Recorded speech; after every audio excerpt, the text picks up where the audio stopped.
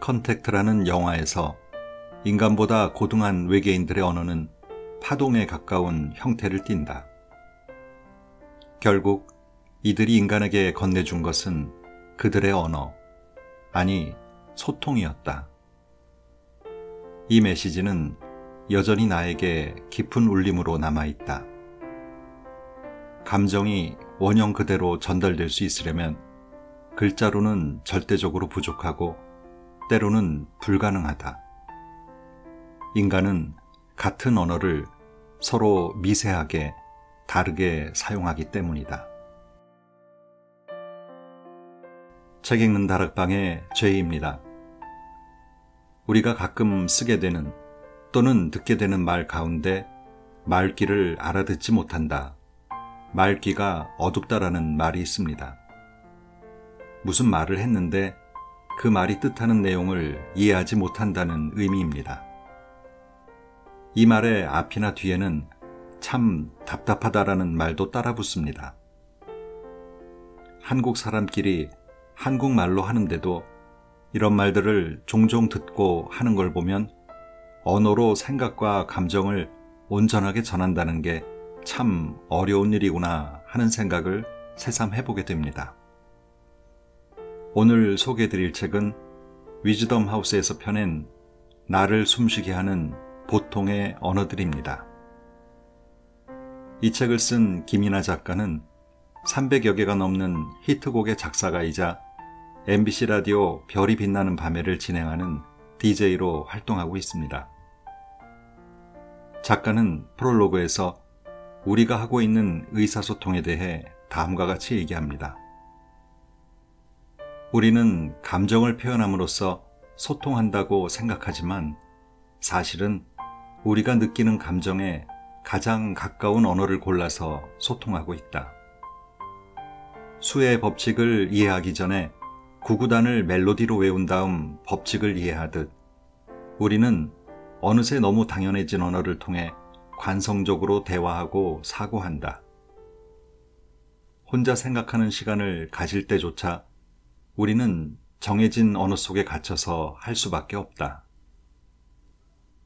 언어를 통해 세상을 보고 언어를 통해 누군가를 이해하고 나의 마음을 전달하지만 정작 언어를 자세히 들여다보는 것에는 소홀하니 마음이 통하는 대화라는 것은 그토록 귀하다. 인간의 언어는 파동이 아닌 글자로 존재하기에 같은 말을 하더라도 다른 감정이 전달되기도 하고 곡해되기도 한다. 이는 타인만이 아닌 스스로에게도 적용된다. 내가 어떤 말을 습관적으로 하는지, 어떤 표현을 어떤 상황에 반복적으로 사용하는지는 내 삶의 질과 삶을 대하는 태도에 큰 영향을 끼친다. 감정이 언어라는 액자 안에서만 보관되고 전달된다면 나는 이 액자에 관해 이야기를 나누고 싶었다. 어떤 내용을 이야기하는 것보다 액자를 공유하는 것이 진짜 스스로를 들여다보고 서로를 바라볼 수 있는 길이라 생각하기에 이 책이 당신과 당신의 소중한 사람들 사이의 대화에 좀 더 견고한 다리를 놓는데 도움이 되길 바란다. 이 책은 파트 1, 관계의 언어, 파트 2, 감정의 언어, 파트 3, 자존감의 언어, 이렇게 세 파트 안에 43편의 글이 수록되어 있고요. 라디오를 진행하면서 청취자들과 나눴던 단상들과 아직 발표되지 않은 가사들도 책 뒷부분에 같이 담겨 있습니다. 오늘은 이 책 가운데 여러분과 나누고 싶은 글 몇 개를 골라 소개해드리겠습니다.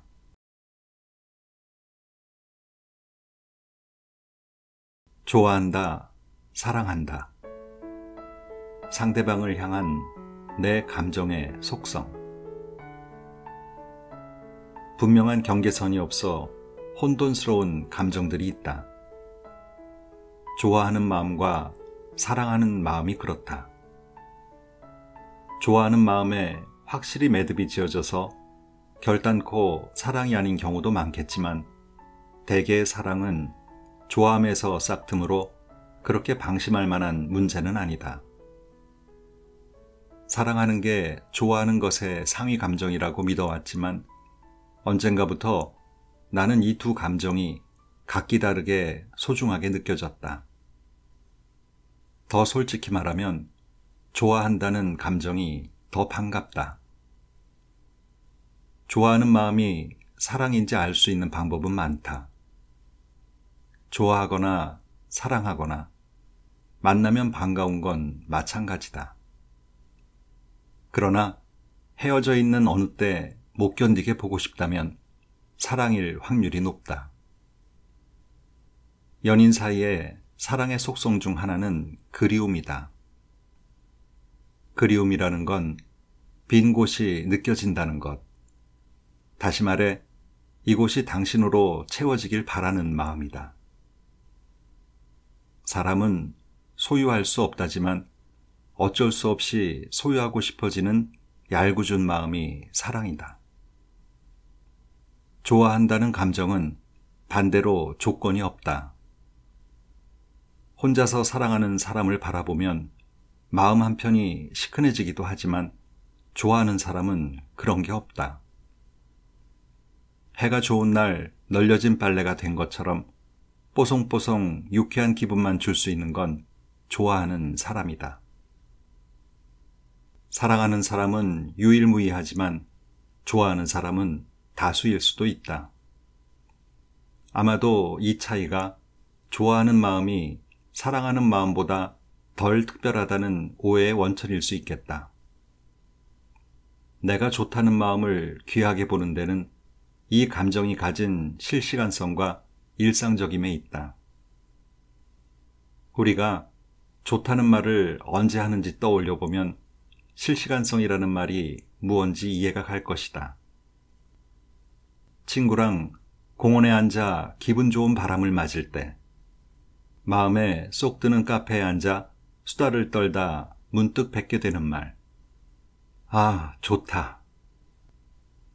사랑하는 마음은 나를 붕 뜨게 하기도, 한없이 추락하게 하기도 하는 역동성을 띤 반면, 좋아하는 마음은 온 몸과 마음의 긴장을 풀리게 해주는 안정성이 있다.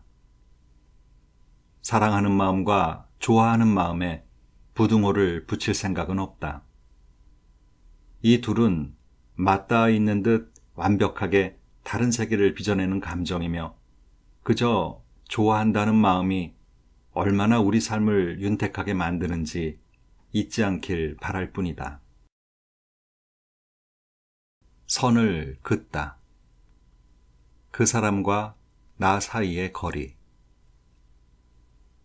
누군가에게 약간의 불편함을 느낄 때 그것을 그렇다고 말하거나 표현하는 것을 두고 선을 긋는다고 말한다.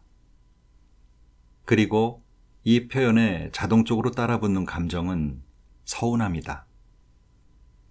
그걸 모두가 알고 있기에 선 그을 펜을 쥔 사람은 머뭇거리게 된다. 어쩐지 매몰찬 행동 같으니까. 나는 아무리 친한 사람이라도 모두 약간의 거리를 두는 편이다. 아니, 친할수록 그렇다고 볼 수 있겠다. 가까워도 거리는 둬야 한다고 말할 때마다 구구절절 설명을 하게 되는 건 내 의도와 거리를 둔다는 말이 가진 쓰임새가 다르기 때문이다. 정확히 말하고자 하는 바를 풀자면 이렇다. 소중한 사람일수록 잘 바라보아야 한다. 세심히 살펴야 한다. 무언가를 제대로 보려면 최소 한 발자국 정도는 떨어져 있어야 한다. 사람의 마음도 그렇다. 당연히 잘 안다고 여기는 순간 관계는 V3가 깔리지 않은 컴퓨터가 된다. 역시나 일일이 설명하자니 장황하다. 그러나 내가 소중하게 생각하는 누군가에게 선을 그어야 할 때가 있을 때는 반드시 이렇게 설명을 한다. 물론 내가 그리 여기는 상대들은 이 마음을 충분히 헤아리고 동의해 준다. 선을 긋는다는 말은 내겐 모양을 그린다는 말과 같다. 5개의 선을 그어 만들어지는 게 별 모양이다. 다시 말해 나는 이렇게 생긴 사람이야 라고 알리는 행위가 선을 긋는다는 의미다. 간단하게 지도를 떠올려 보자. 꼬불꼬불한 선으로 나뉘어 있는 수많은 국가들은 선이 있다고 해서 서로 단절된 관계들은 아니다. 한 예로 유럽의 경우 각국의 법령, 풍습, 기타 여러 가지 현실적인 차이들을 인정하고 배려하고 지키기 위한 테두리로 그려져 있지 않은가. 밤하늘에 셀 수 없는 별들이 그러하듯 사람 마음의 모양은 전부 다 다르다. 선을 긋지 않는다는 건 모양이 없는 액체 괴물처럼 살아가라는 말로 들린다. 그러니까 선을 긋는 건 여리고 약한 혹은 못나고 부족한 내 어딘가에 누군가 닿았을 때 나의 이곳은 이렇게 생겼어 라고 고백하는 행위다. 반대로 남들보다 더 관대하거나 잘난 부분이 있다면 그 부분은 시원하게 트여 있을 것이다. 이 부분은 나라는 사람을 탐험하는 상대방이 판단하는 부분이 된다. 그래서 어떤 관계는 나도 몰랐던 내 영역을 알게 해준다. 그렇게 우리는 서로를 통해 확장되기도 스스로를 알아가기도 한다. 살다 보면 부득이 선을 긋지 않아도 되는 사람들을 만난다. 그런 이들은 나름의 시간과 노력을 들여 나를 관찰해주고 그걸 토대로 내 성향을 점선으로나마 그릴 줄 아는 사람들이다. 그리고 그 밑그림이 나의 실제와 크게 다르지 않을 때 나는 무장해제되곤 한다. 이것이 얼마나 귀한 일인지 알기에 이런 사람을 만나면 나 또한 열심히 점선으로 상대를 스케치해 본다. 이곳이 예민하겠지? 이곳을 흥미로워하겠지 하면서. 그리고 이런 식으로 그려지는 사람의 모양은 수시로 바뀌기도 하기에 끊임없는 관찰이 필요하다. 이 섬세한 과정을 퉁치는 말이 배려인 것 같다. 그러므로 나와 상대방 사이에 있는 틈은 서로가 서로를 잘 바라보기 위한 것일 테다. 글만으로는 말을 다 표현할 수 없으며 말만으로는 뜻을 다 표현할 수 없다. 모든 생각을 전달하고 싶다면 말과 글을 모두 사용하라. 이런 말이 있죠. 우리의 의사소통이 말이나 글 어느 하나로 충분치 않다면 내 생각이나 감정을 오해 없이 전하기 위해 우리는 무슨 노력을 해야 할까요? 대화하려는 상대를 파악하고 이해하는 게 먼저가 아닐까요?